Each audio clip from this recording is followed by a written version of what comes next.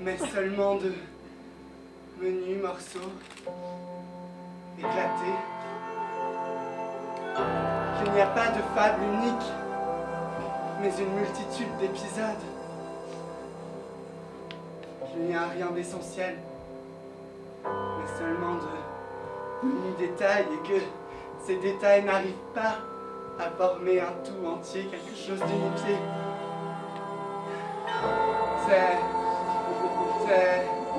C'est probablement impossible à dire avec des mots. Mais soudain, il a semblé à Sandra que le monde dans lequel elle vivait manquait d'un tout, uni de quelque chose d'unique qui pourrait lier tout cela. Elle a regardé Denise et a pensé: diable, les extraterrestres n'ont vraiment rien à faire à cet endroit.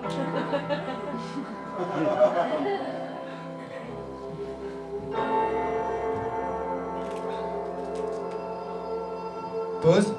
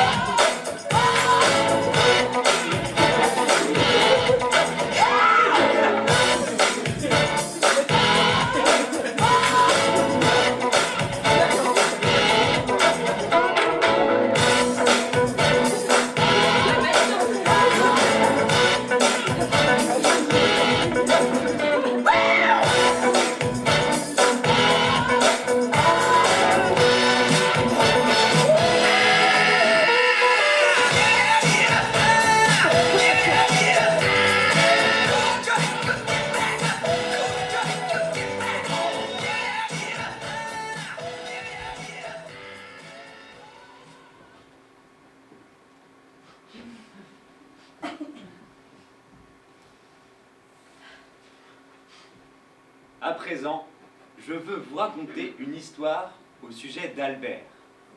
Albert était une très bonne personne. Et à présent, vous allez vous-même comprendre pourquoi.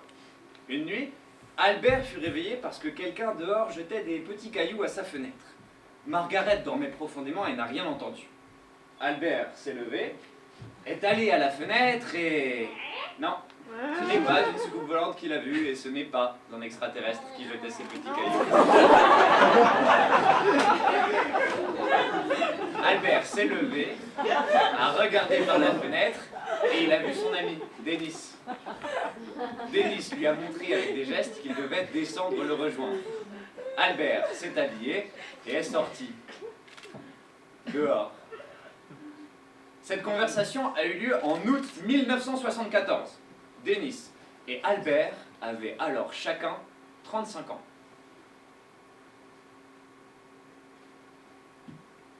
Qu'est-ce qui se passe? Albert, je dois te dire quelque chose de très important. Ça nous concerne tous. Je ne peux pas dormir. Je dois te confier tout ce que j'ai sur le cœur. Écoute-moi jusqu'au bout. Mais bien sûr. Bon, allons sur la terrasse. On va faire bouillir de l'eau et boire un thé ou un café. Et là, ils sont allés sur la terrasse. Et sur cette terrasse, Denis a prononcé un monologue enflammé. Albert, toi et moi, nous sommes amis. Tu es mon ami le plus proche. Je n'ai personne qui me soit aussi proche, sauf Sandra. Je veux t'avouer quelque chose. Seulement, je t'en supplie, écoute-moi jusqu'au bout et ne m'interromps pas. Il est très important que tu m'écoutes jusqu'au bout et que tu ne m'interrompes pas. Je ne parlerai pas longtemps. Écoute. Voilà. Tu sais que j'aime très fort ma femme Sandra. C'est la vérité et c'est comme ça. J'aime Sandra plus que quiconque au monde. Et pour être honnête, je l'aime beaucoup plus que mes enfants. Je n'aime personne autant que Sandra. Elle est non seulement la mère de mes enfants, mais aussi mon amie. Et je l'aime non seulement en tant que la mère de mes enfants, non seulement en tant que mon amie, mais aussi en tant que très belle femme. Tu ne vas pas nier que Sandra est très belle. Albert a voulu approuver, mais Denis ne lui a pas laissé le temps d'insérer un mot. Sandra est une très belle femme, et je l'admire depuis toutes ces années. Je ne me suis jamais rassasié de sa beauté, je ne me suis jamais habitué à sa beauté. Chaque jour, je la vois de nouveau et de nouveau, je tombe amoureux d'elle comme un jeune gamin. J'aime Sandra, et je suis heureux de vivre avec elle. Ça se passe parfaitement bien entre nous au lit. Je suis satisfait de tout. Sandra est mon idéal. Je veux vivre avec elle jusqu'à ma mort. Je ne l'ai jamais trompée et je n'ai aucune intention de le faire. Je veux vivre avec Sandra jusqu'au bout de ma vie, et au moment de ma mort, je veux lui dire les mots les plus importants, les plus vrais et les plus touchants que je puisse trouver dans mon cœur. Pourquoi est-ce que tu penses que tu vas mourir le premier? Je ne le pense pas, j'en rêve tout simplement. Je ne rêve pas de mourir le premier, mais d'avoir la possibilité au moment de ma mort de dire à Sandra les mots les plus importants. Mais l'affaire n'est pas là. Albert, je veux te répéter que j'aime Sandra. De l'amour le plus véritable, le plus authentique et le plus beau qui soit sur Terre. Seulement, je meurs de désir sexuel quand je regarde ta femme, Margaret. Je rêve de sexe avec ta femme presque tous les soirs. Je n'y peux rien, c'est contre ma volonté. Quand je vois Margaret, tout ce que j'ai à l'intérieur de moi bascule soudain. J'ai la tête qui tourne et même que mes dents se mettent à claquer. Et ça a toujours été ainsi depuis notre première rencontre, mais à l'époque, j'avais décidé que je pouvais gérer ça. Et effectivement, ensuite, j'ai eu Sandra, et pendant quelque temps, je n'ai plus pensé à ta femme, mais récemment, tout est revenu à nouveau.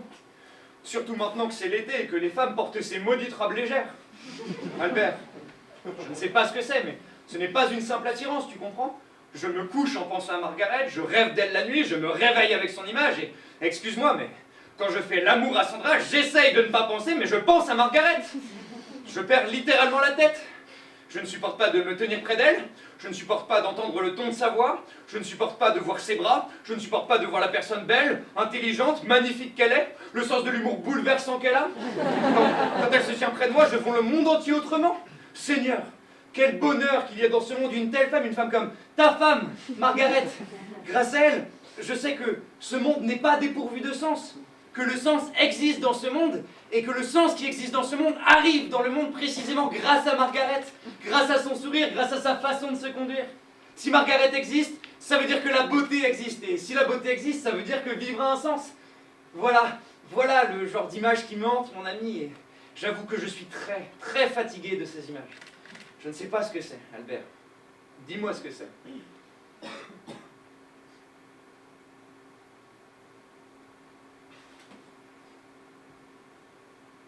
C'est de l'amour, Denis.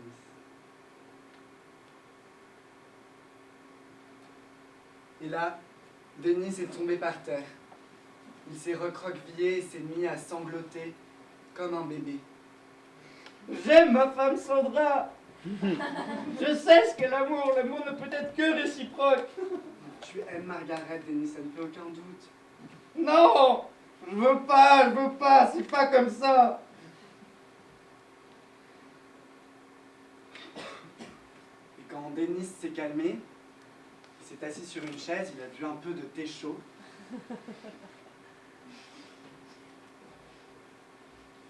Et là, Albert lui a dit « Tu aimes Margaret, Denis.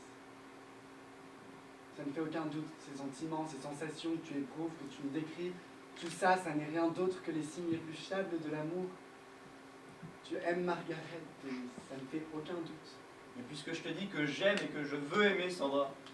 Voilà, par exemple, si je devais choisir aujourd'hui avec qui je veux vivre, avec Sandra ou avec Margaret, je te jure que je choisirais Sandra sans hésiter une seule seconde. Je veux vivre avec Sandra, pas avec Margaret. Je suis satisfait de tout avec Sandra, de tout, tu comprends, absolument de tout. J'aime Sandra, pas Margaret. Je ne pense pas que Margaret soit plus belle ou plus sexy. J'aime Sandra, pas Margaret. Alors pourquoi est-ce que je perds pied à la simple vue de ta femme? Je ne sais pas. Moi je sais. Et toi aussi tu sais, Denis. Ne nous mentons pas à nous-mêmes, puisque depuis que je te connais, je ne crois pas que tu m'aies raconté ne serait-ce qu'une seule fois des bobards. Tu aimes Margaret, Denis. Ça ne fait aucun doute. Mais alors, ce serait quoi l'amour? C'est précisément ce que tu ressens en voyant ma femme.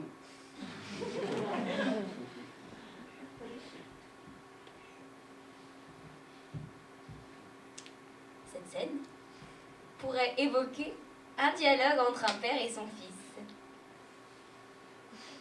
Denis ressemblait à un jeune homme qui vient voir son père débordant de sagesse pour lui demander ce qu'est l'amour. Et Albert ressemblait précisément à un père débordant de calme et de sagesse. Et qui sait que vient le temps où l'amour frappe les jeunes en plein cœur.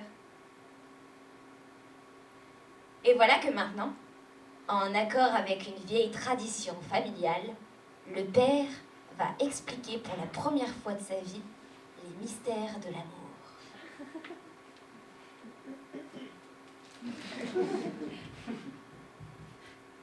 Mais alors, ce serait quoi ces sentiments que j'éprouve pour ma femme?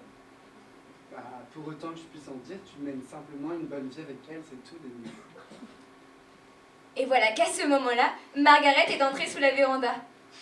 Les hurlements stridents de Denis l'avaient réveillée, mais Margaret n'avait pas entendu, bien sûr, ce qui se disait. C'est pourquoi elle est descendue sur la véranda pour comprendre ce qui se passait entre deux hommes à 2h30 du matin. Bonsoir, et excusez-moi d'intervenir dans votre conversation. Et là, Denis est devenu tout pâle.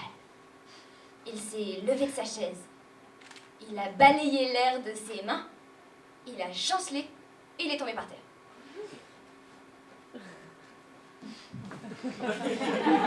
Il avait perdu connaissance. Pause.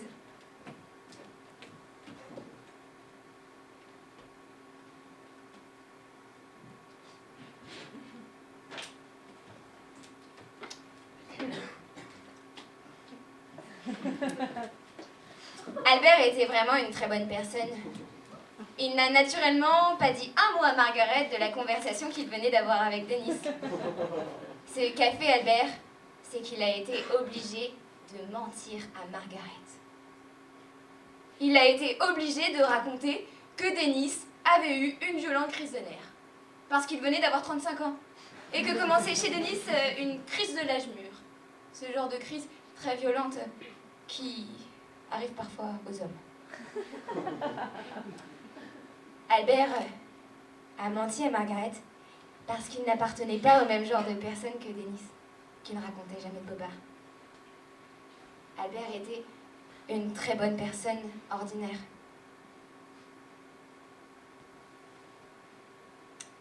Tout de suite après cet épisode, Denis et Sandra sont partis 3 mois en vacances. Ils sont partis en Australie parce que Denis avait précisément besoin de partir pour un autre continent. Et quand 3 mois plus tard, ils sont revenus, Albert et Denis ont continué à être amis comme si de rien n'était. Et globalement, tout est rentré dans l'ordre. Et ces deux couples magnifiques ont continué à vivre ensemble et à vieillir ensemble. Et une petite pause pour boire de l'eau.